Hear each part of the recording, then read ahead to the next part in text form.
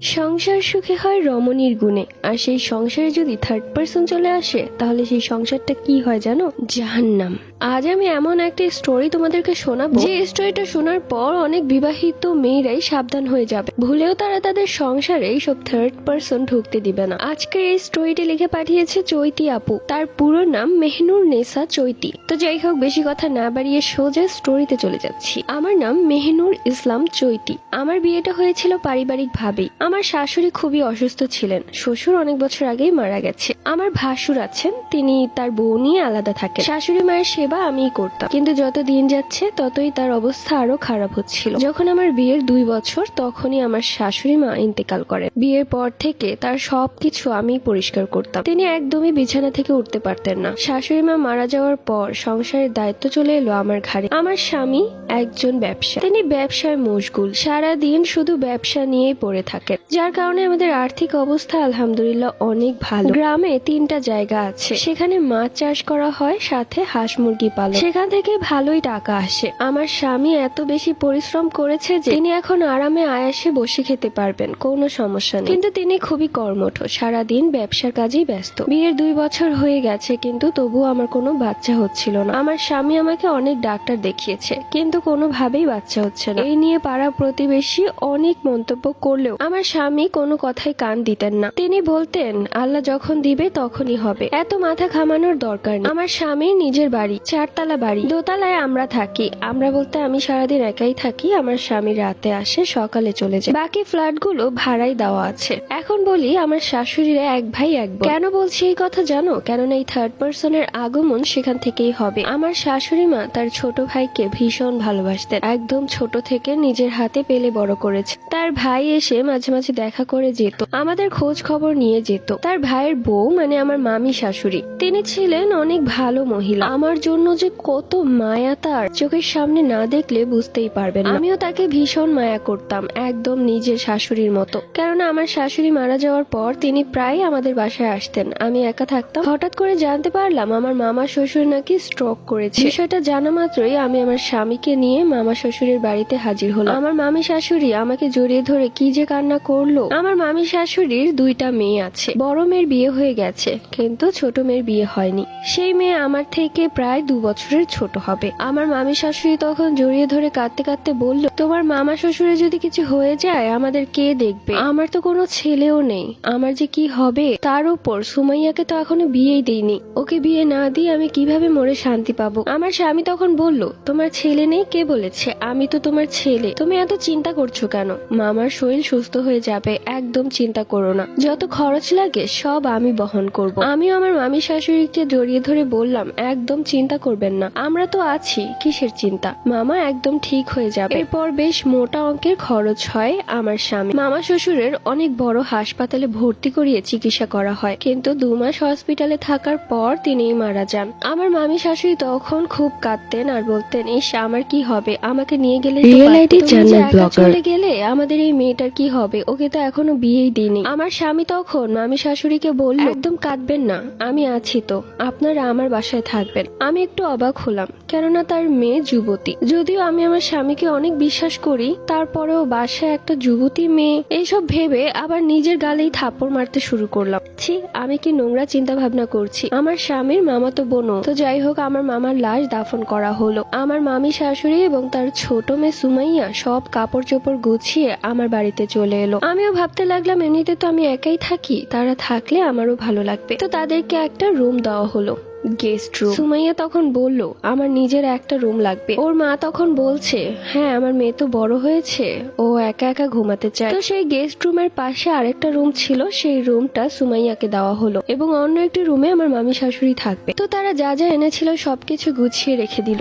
আমার একটা কাজের লোক ছিল, আমি তাকে খালা বলেই ডাকতাম। তিনি অনেক ভালো মনের মানুষ, আমার সাথে সুখ দুঃখের কথা বলতেন। তার ছেলে বাহিরে থাকে, সে অনেক কষ্টে টাকা জমিয়ে ছেলেকে বাহিরের দেশে পাঠিয়েছে, কিন্তু কিন্তু ছেলে বাহিরের দেশে যাওয়ার পর একটা বিয়ে করেছে। মায়ের আর কোনো খোঁজ খবর নেয় না। এরপর তিনি বাসা বাড়িতে কাজ করে। যাই হোক, তার এই করুণ কথা শুনে আমি তাকে কাজে নিয়েছিলাম। এরপর থেকে সে আমার বাড়িতেই থাকতো। সেই খালা সব কাজ করে রাখতো ঘুম থেকে ওঠার আগে। আমি শুধু রান্না বান্না করতাম। যেহেতু এখন আমার মামি শাশুড়ি এবং আমার ননদিনী এসেছে, তাই কাজ আরো বেড়ে গেছে। তাদের কাপড় ধোয়া, তাদের জন্য রান্না বান্না করা, আরো অনেক কাজ। আমি অবশ্য চাচ্ছিলাম তাদের কাপড়গুলো তারাই ধোক, কেননা এই বৃদ্ধ মহিলাকে দিয়ে আমি তাদের কাজ করাতে পারবো না। আমি ভেবেছিলাম মামি শাশুড়িকে সুন্দর মতো এই কথাটা বুঝিয়ে দিই। কিন্তু পরের দিন সকালবেলা যখন সেই খালা কাপড় ধুচ্ছিলেন, তখনই আমার মামি শাশুড়ি এতগুলো কাপড় এবং তার মেয়ের কাপড় এনে সেই খালাকে দিয়ে বলল, এই নাও, এগুলো ধুয়ে দাও, ভালো করে ধুবে, নয়তো খবর আছে। কথাটা আমি শুনেছিলাম, আমার বেশ খারাপ লেগেছে এবং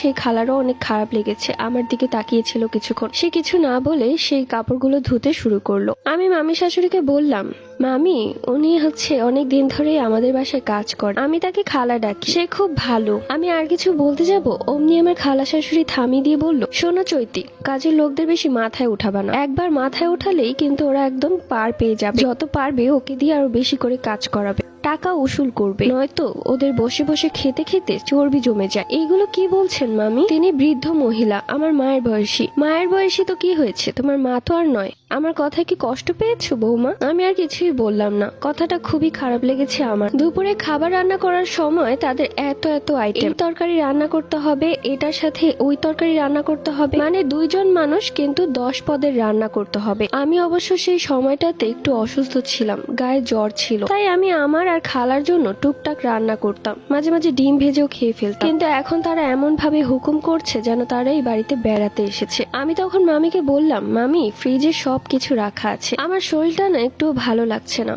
আপনার যা যা খেতে ইচ্ছে করে, এমনকি সুমাইয়ার যা যা খেতে ইচ্ছে করে, আপনি ফ্রিজ থেকে বের করে সুন্দর করে রান্না করে নিন। এই কথা বলার সাথে সাথে মামি শাশুড়ির মুখ কালো হয়ে গেল। সে বলল, আমি এই বয়সে রান্না করব? তুমি ছেলের বউ, তুমি তো রান্না করবে। বলি, তোমার শাশুড়ি মা যখন বেঁচে ছিলেন তখন কি সে রান্না করতো? আহা, শাশুড়ি মা রান্না করবে কেন?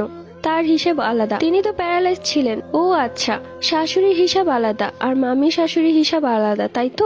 এই বলে তিনি কান্না শুরু করলেন। আসলে আমার স্বামীটা মরে গেছে তো, তাই এখানে এসেছি তোমাদের কাছে আশ্রয় হিসেবে। আমি তো তোমার শাশুড়িই হই, কিন্তু তুমি তোমার শাশুড়ির সাথে আমার ভেদাভেদ করছো। খুবই কষ্ট পেলাম বৌমা। সুমন আজকে বাসায় ফিরুক, ওকে বলবো আমাকে আমার বাড়িতে দিয়ে আসতে, দরকার পড়লে ভিক্ষা করে খাবো, তাও আমি কাউকে কষ্ট দিতে চাই না। আমি তখন মামি শাশুড়িকে থামিয়ে দিয়ে বললাম, আচ্ছা ঠিক আছে, আপনারা কি কি খেতে চান আমাকে বলুন, আমি এক্ষুনি রান্না করে দিচ্ছি। প্রচন্ড মাথা ব্যথা জ্বর নিয়ে তাদের পছন্দের রান্না করলাম 8 পদের রান্না। খাবার দাবার সবকিছু খেয়ে ডাইনিং টেবিলে সবকিছু এলোমেলো করে রেখে উঠে গেল তারা। খাবারের কি অবস্থা! বড় ডাইনিং টেবিলে বেছানো নতুন কাপড়টাও একদম ঝোল ভরিয়ে একাকার অবস্থা। তারা চলে যাওয়ার পর খালা সবকিছু পরিষ্কার করলো। আমার শাশুড়ি মা খাওয়া দাওয়া শেষ করে ঘরের ভেতর গিয়ে শুয়ে পড়লো। আর আমার ননদিনী সুমাইয়া, তার একটা স্মার্টফোন আছে, সারা দিন ফোনের ভেতরই ঢুকে থাকে। আমি গোসল করে জোহরের নামাজ পড়ে খাওয়া দাওয়া শেষ করলাম। নামাজ শেষে আমি মামি শাশুড়ির ঘরে গিয়ে বললাম, মামি, নামাজ পড়বেন না? ওয়াক্ত তো শেষ হয়ে যাচ্ছে। মামি শাশুড়ি তখন বলল, না গো মা, আমি পড়তে পারবো না, পিঠে প্রচন্ড ব্যথা। অথচ সে এতক্ষণ কত কিছু খেয়েছে, শুয়ে শুয়ে টিভি দেখছে, এতে তার পিঠ ব্যথা করছে না। যাই হোক, এরপর আমি চলে আসি। আমার স্বামী কাজ থেকে বাড়ি ফিরলো, তাকে বেশ ক্লান্ত মনে হচ্ছে। আমি অবশ্য প্রত্যেক দিন সুমন কাজ থেকে ফেরার আগে 1 গ্লাস ঠান্ডা লেবুর শরবত বানিয়ে ফ্রিজে রেখে দিই। ও আসলে ওকে বের করে দিই। এটা প্রত্যেক দিনের রুটিন বলতে পারো। সুমন তখন হাত মুখ ধুতে গেল। আমি ওর কাজের ব্যাগটা ঘরে রেখে আসতে যাব, ঠিক ওই মুহূর্তে সুমাইয়া ফ্রিজ থেকে সেই গ্লাসটা বের করে আমার স্বামী সুমনকে দিয়ে বলল, ভাইয়া দেখো তো শরবতটা কেমন হয়েছে, নিজের হাতে বানিয়ে আনলাম তোমার জন্য। ওইদিকে ব্যাগ রেখে আমি এই ঘরে এসে দেখি আমার স্বামী শরবত খাচ্ছে। আমি তো অবাক। আমার স্বামী তখন শরবত খেয়ে সুমাইয়াকে বলল, বেশ ভালো সুমাইয়া, তুমি তো একদম চৈতির মতো শরবত বানিয়েছো। কথাটা শোনা মাত্রই আমি একদম আকাশ থেকে পড়লাম, শরবতটা তো আমি বানিয়েছি। সুমাইয়া তখন গ্লাস নিয়ে রান্নাঘরে গেল ধোয়ার জন্য। আমি তখন রান্নাঘরে সুমাইয়াকে বললাম, শরবতটা তুই দিয়েছিস? ও তখন বলল, হ্যাঁ ভাইয়া আমার কাছে চেয়েছিল তাই দিয়েছি। ও আচ্ছা, তাহলে তোর ভাইয়া কেন বললো যে তুই আজ আমার মতো বানিয়েছিস? আরে ভাবি, তুমি এত কিছু মনে করো না, ভাইয়া হয়তো ভুলে বলে ফেলেছে। যাই হোক, ভাইয়া জানে যে শরবত কে বানিয়েছে, তুমিই বানিয়েছো। এরপর রাত্রিবেলা আমি আর সুমন ঘুমিয়ে আছি। হঠাৎ করে দরজায় নক। সুমন গিয়ে দরজা খুলতেই দেখলো সুমাইয়া দাঁড়িয়ে আছে। আমিও অবাক, কি হয়েছে? ভাইয়া, মা তো মাথা ব্যথায় মরে যাচ্ছে, ভাবিকে ডাকছে। আমি বললাম, হায় আল্লাহ, আবার কি হলো? সুমন তখন বলল, তাড়াতাড়ি চলো তো কি হয়েছে দেখি। গিয়ে দেখলাম আমার মামি শাশুড়ি মাথা ব্যথায় কাতরাচ্ছে। আমি তখন দৌড়ে গিয়ে মাথা টিপতে শুরু করলাম। এরপর সুমন চলে এলো ঘরে, সুমাইয়াও চলে গেল। ওইদিকে মামি শাশুড়িকে আমি ভিক্স লাগিয়ে মেডিসিন খাইয়ে দিয়েছি। এরপর আমি বললাম আপনি এখন শুয়ে থাকুন, মাথা ব্যথা কমে যাবে, আমি ঘরে যাই। তিনি আমার হাত ধরে কাঁদতে শুরু করলেন।